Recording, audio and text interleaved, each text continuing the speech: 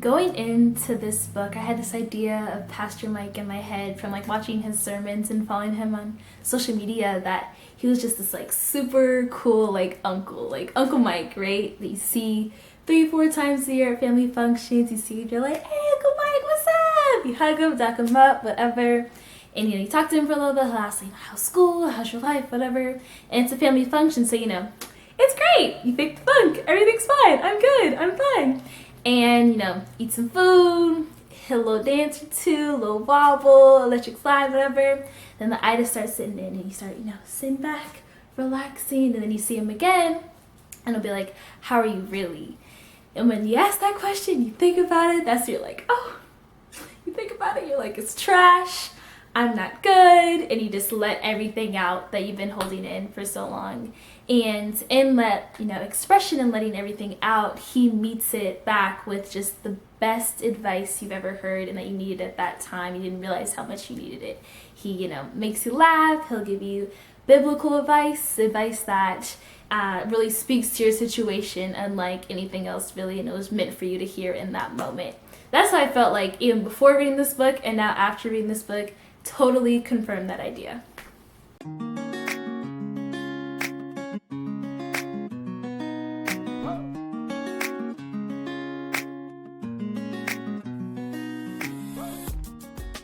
Hi guys, it's your girl Savvy C. Welcome to another episode of Cover to Cover, a weekly video series where we talk about all things books. And today, I'm talking about Michael Todd's relationship goals, how to win at dating, marriage, and sex.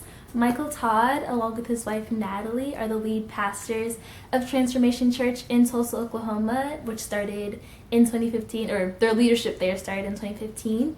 And then in 2017, around this time, around summertime of 2017, they released a series of sermons called Relationship Goals. And once that series was released, I believe it was 7 or 8 parts, it went viral. It really struck a chord across the nation and across the world of people, just because there's so much need and desire to win in relationships. There's so many broken relationships that have caused just generations of hurt and of pain, and Pastor Mike really taps into that and realizes that and provides back then a blueprint and now a physical manual that we have to help heal those relationships and how to not continue on in those relationships. And so this book is just that. It's a manual. It breaks down not only love, which I thought going in it was just strictly love, but business relationships, friendships, co-workers, families, your relationship with God.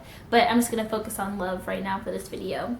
So for love, it breaks down into 6 parts. So the love cycle, if you will, the cycle of love, how it all works together. So it starts off with singleness, dating, engagement, marriage, love, and then children. So those 6 seasons are part of the cycle. And he really breaks it down into how each season is so important to have the full value of it and to enjoy it thoroughly so that you can be prepared for the next season and build off of that previous one to have success in your relationships.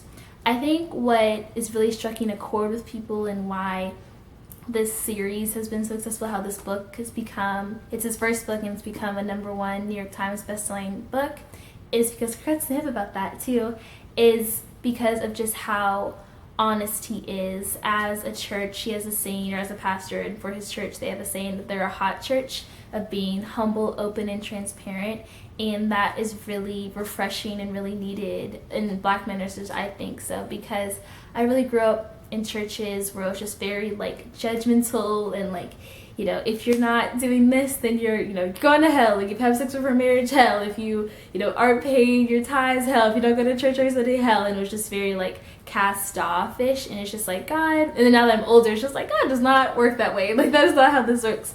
And it was just really frustrating because a lot of pastors and ministers and just spiritual leaders have a really condescending tone sometimes. They really act, on their high horse, on their, when they're preaching, that they have never done anything not of God, and that they've just been these perfect people their whole lives.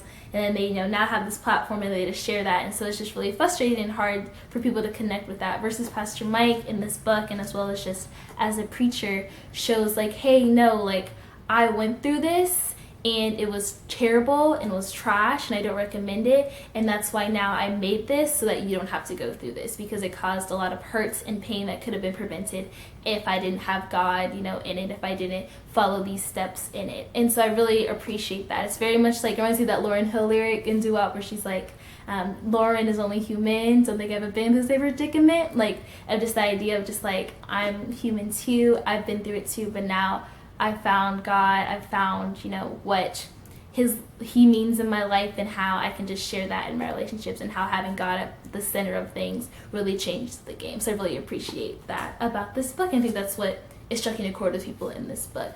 I give this book 5 stars, my first ever, I think, my cover to cover history so far. 8 episodes in, whoop whoop.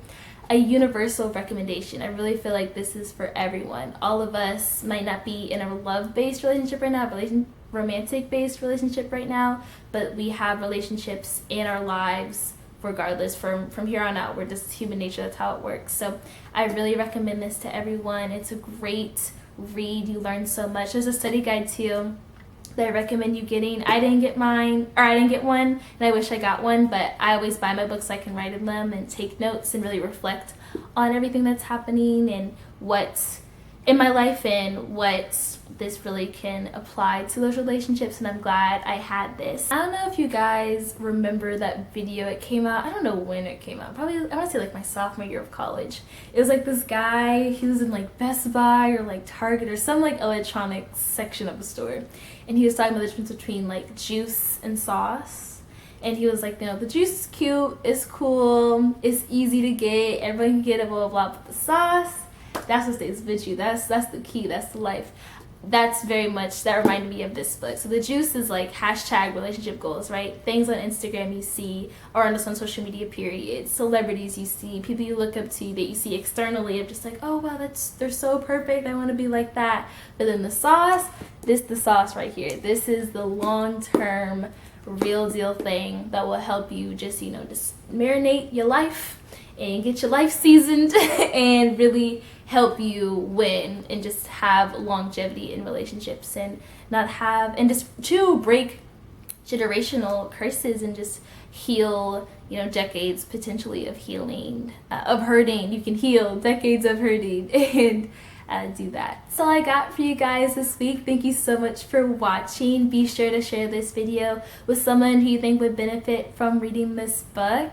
I would really like to hear in the comments your thoughts on this book, if you read it or not, or if you'd like to read it, or just how it's helped you, or how the series has impacted you somehow or some way. As always, I'm Cindy Love, mwah, to wherever you are in the world where you're watching this, and I'll see you guys next Wednesday. Bye!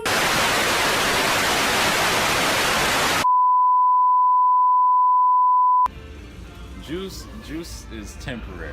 You know, anyone can obtain the juice or something. I mean, you could say that just because you got a nice car, so I'm like, oh man, you got the juice. You know, it's something that kind of comes and goes. Sauce. The sauce is forever.